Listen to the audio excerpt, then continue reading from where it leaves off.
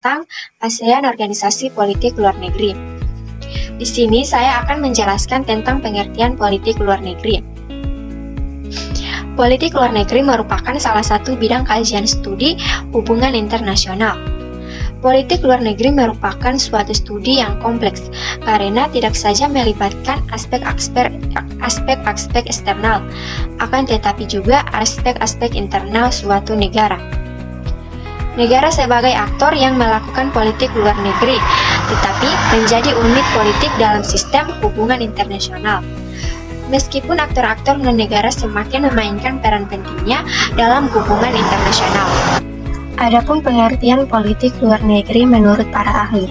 Yang pertama, menurut Hudson, politik luar negeri adalah subdisiplin dari hubungan internasional tentang politik luar negeri untuk menjadi panduan bagi negara-negara lain yang ingin menjalin persahabatan dan bermusuhan dengan negara tersebut. Yang kedua, menurut Columbus, politik luar negeri adalah sintesa penginjauan tujuan dan kemampuan atau kapabilitas nasional. Yang ketiga itu ada menurut Goldstein, politik luar negeri adalah strategi yang digunakan pemerintah sebagai pedoman di kancah internasional. Lanjut, saya akan melanjutkan pemaparan dari teman saya dengan bab dengan tujuan politik luar negeri dan dampak negatif dan positif. Tujuan politik luar negeri Indonesia adalah untuk mencapai tujuan nasional, menjaga dan memperjuangkan kepentingan negara, menjaga perdamaian dan keamanan, dan sebagai jalan untuk menyelesaikan berbagai permasalahan dengan negara yang lain. Politik luar negeri Indonesia juga mengacu pada tujuan nasional Indonesia yang tercantum pada alinea keempat pembukaan advertisement yang mencakup kemerdekaan, perdamaian abadi, dan keadilan sosial. Dampak positif terbagi atas 4 poin. Yang pertama, politik luar negeri Indonesia yang bersifat bebas aktif membuat Indonesia menjaga jarak dengan urusan dalam negeri negara lain, di mana hal ini sesuai dengan Legal Limited Konvensi Wina 1961. Yang kedua, menjauhkan sikap curiga yang sesuai dengan Artikel 3 Konvensi Wina. Yang ketiga, pemerintahan Republik Indonesia akan mempunyai banyak jalur untuk berhubungan dengan negara lain demi terciptanya perdamaian dunia. Contoh, terpilihnya Indonesia sebagai anggota Dewan Keamanan Perserikatan Bangsa-Bangsa pada tahun 2007 sampai 2008, dan terakhir terciptanya perdamaian dunia. Dampak negatif bagi politik luar negeri maksudnya terbagi atas 3 poin. Yang pertama, masih banyak perang dingin. Kedua, erosi nilai-nilai budaya yang ada, dan terakhir mempercepat perubahan pola kehidupan bangsa. Untuk menjalin hubungan politik luar negeri, maka bisa dilakukan dengan cara menjadi bagian atau menjadi anggota organisasi dunia. Contohnya saja adalah organisasi kawasan Asia Tenggara atau disebut dengan ASEAN. Mungkin kata ASEAN sudah tidak asing lagi di telinga kita. Nah, ASEAN merupakan organisasi geopolitik dan ekonomi yang anggotanya adalah negara-negara dari kawasan Asia Tenggara itu sendiri. Nah, organisasi ini dibentuk karena adanya keinginan kuat dari para pendiri ASEAN untuk menciptakan kawasan Asia Tenggara yang damai, aman, stabil, dan sejahtera. Nah, ASEAN kini beranggotakan 11 negara, diantaranya Indonesia, Malaysia, Singapura, Filipina, dan Thailand. Untuk kelima negara tersebut merupakan negara pendiri.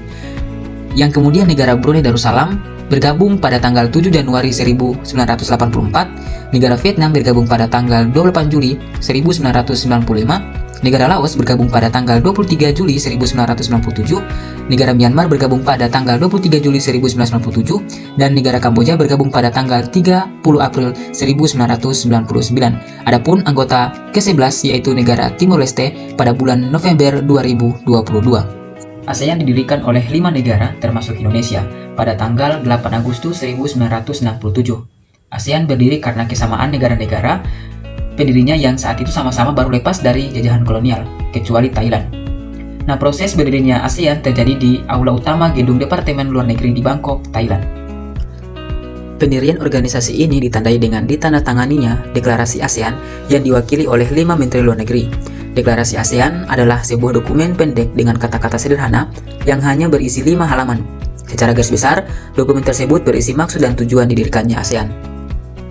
Nah, mulanya gagasan berdirinya ASEAN muncul saat Thailand menjadi penengah saat rekonsiliasi antar negara Indonesia, Filipina, dan Malaysia atas perselisihan tertentu. Nah, keempat negara tersebut lantas menyadari bahwa kerjasama regional sangat penting untuk menghindarkan dari masa depan kawasan yang tidak pasti.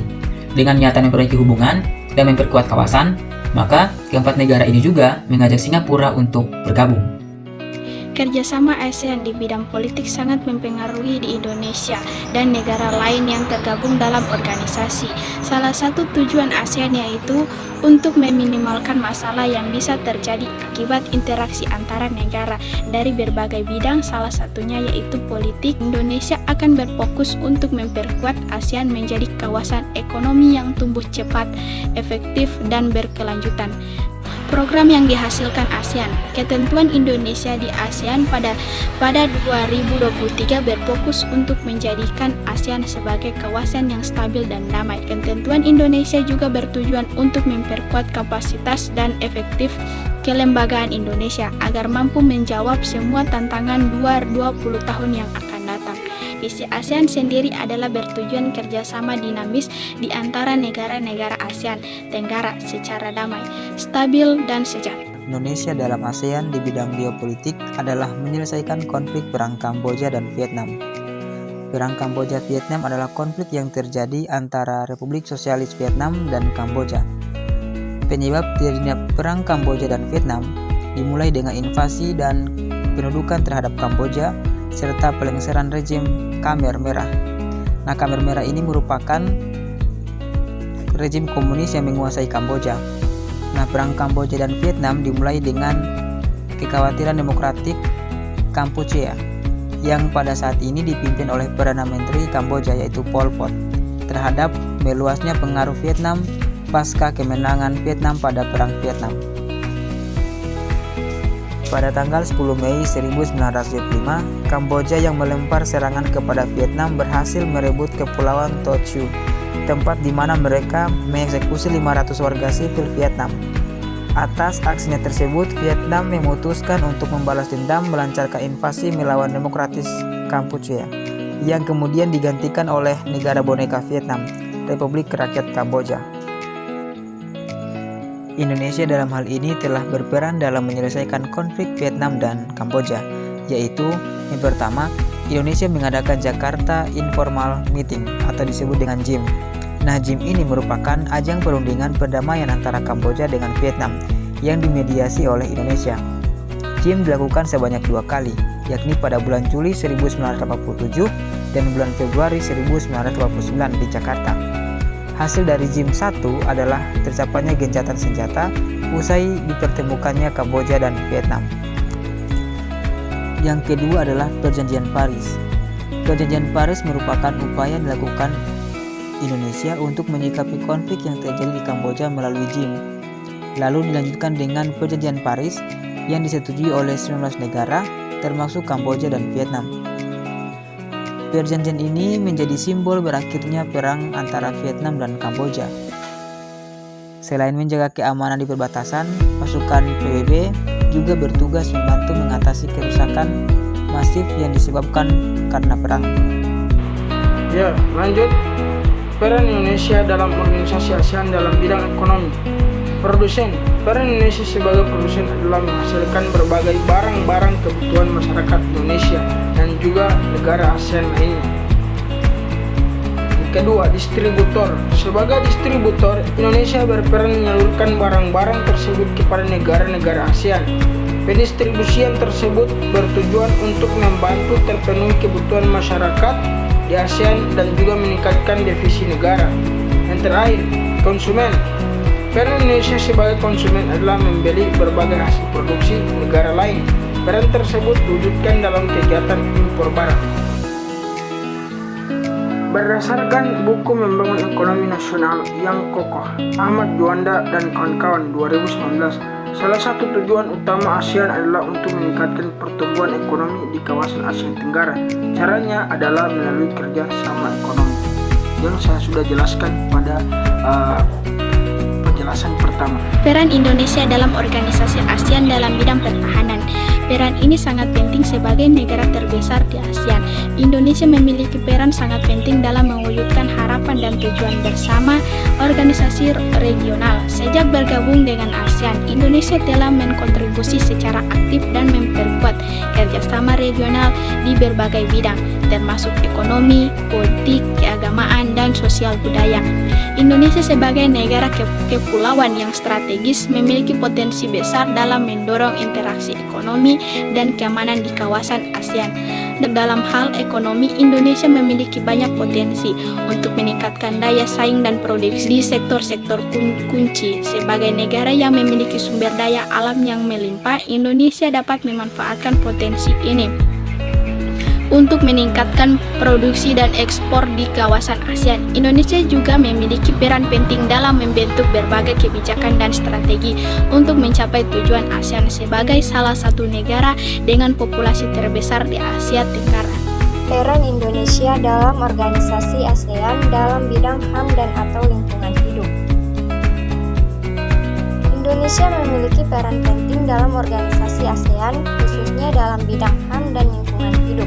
Di bidang HAM, Indonesia adalah salah satu negara pertama di ASEAN yang memiliki Komisi HAM. Indonesia juga menjadi negara terdepan dalam penghormatan serta penegakan hak-hak asasi manusia atau HAM di wilayah ASEAN. Di bidang lingkungan hidup, Indonesia memiliki peran dan mengendalikan kebakaran hutan dan lahan di wilayah ASEAN. Sebagai negara dengan populasi terbesar di ASEAN, Indonesia juga memiliki banyak universitas dan sekolah yang dapat bekerja sama dengan negara-negara tetangga untuk meningkatkan pendidikan dan pelatihan di bidang vokasi dan kejuruan. Indonesia juga memiliki pengaruh yang besar dalam meningkatkan integrasi ekonomi di ASEAN. Indonesia memiliki perekonomian terbesar keempat di ASEAN dan merupakan salah satu produsen barang konsumsi dan bahan mentah di wilayah ASEAN. Selain itu, Indonesia juga berperan dalam mempromosikan perdamaian, stabilitas, dan kemakmuran di wilayah ASEAN. Sebagai ketua ASEAN, pada tahun 2023, Indonesia diharapkan dapat memimpin ASEAN dalam menunjukkan perdamaian, stabilitas, dan kemakmuran di wilayah ini.